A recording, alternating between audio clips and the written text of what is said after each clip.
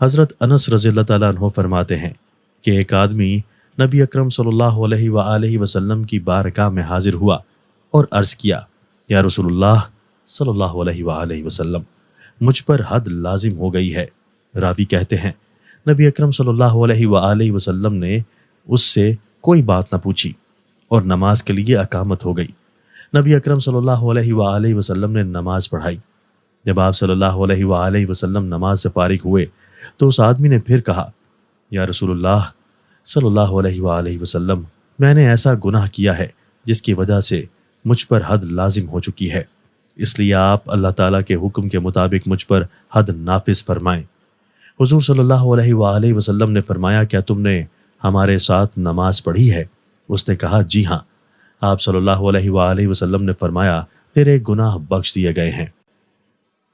زید بن اسلم عبد الرحمن بن بیلمانی کے حوالے سے حضرت عبداللہ بن عمر رضی اللہ تعالیٰ عنہ کا یہ ارشاد نقل کرتے ہیں کہ رسول اللہ صلی اللہ علیہ وآلہ وسلم نے ارشاد فرمایا، جس نے موت سے 1 سال پہلے توبہ کر لی اس کی توبہ قبول ہے، حتیٰ کہ 1 مہینے کا کہا، پھر 1 ہفتے کا کہا، پھر 1 دن کا کہا، پھر 1 ساعت کا کہا، پھر 1 فواک۔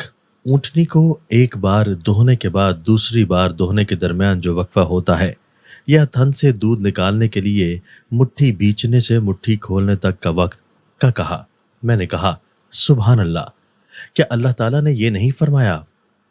ترجمہ، اور وہ توبہ ان کی نہیں جو گناہوں میں لگے رہتے ہیں، یہاں تک کہ جب ان میں کسی کو موت آئے تو کہے، اب میں نے توبہ کی، اور نہ ان کی جو کافر مریں، ان کے لیے ہم نے دردناک عذاب تیار کر رکھا ہے۔ تو حضرت عبداللہ نے فرمایا، میں نے تجھے وہ حدیث سنائی ہے جو میں نے رسول اللہ صلی اللہ علیہ وآلہ وسلم سے سنی ہے۔ حضرت ابو بردہ رضی اللہ تعالیٰ عنہ فرماتے ہیں، زیاد کے دور حکومت میں ایک بازار میں کھڑا ہوا تھا۔ میں نے تعجب کی وجہ سے اپنا ایک ہاتھ دوسرے ہاتھ پر مارا۔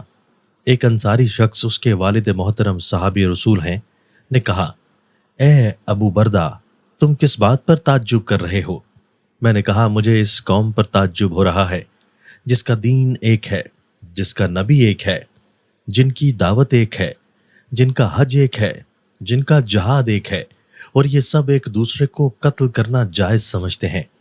اس نے کہا، آپ تعجب نہ کریں، کیونکہ میں نے اپنے والد محترم کی زبانی رسول اللہ صلی اللہ علیہ وآلہ وسلم کا یہ ارشاد سن رکھا ہے کہ میری امت مرحومہ ہے، آخرت میں نہ ان کا کوئی حساب لیا جائے گا اور نہ ان پر کوئی عذاب ہوگا۔